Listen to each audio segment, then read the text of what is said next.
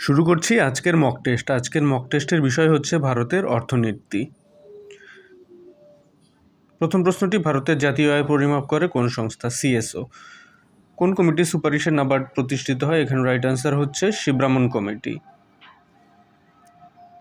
ভারতের সঞ্চয়ের বৃহত্তম ক্ষেত্রটি হলো, এখানে রাইট আনসার গৃহস্থালী ক্ষেত্র। সবুজ বিপ্লব শুরু হয়েছিল কোন পরিকল্পনার সময়? এখানে রাইট আনসার তৃতীয়।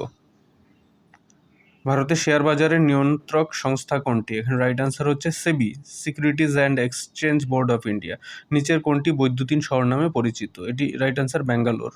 নিচের কোনটি সবুজ সোনা নামে পরিচিত? এখানে রাইট আনসার হচ্ছে চা বা বাঁশ। এখানে চা অপশন রয়েছে, চা রাইট আনসার। অর্থ কমিশনের মেয়াদ সাধারণত কত বছর?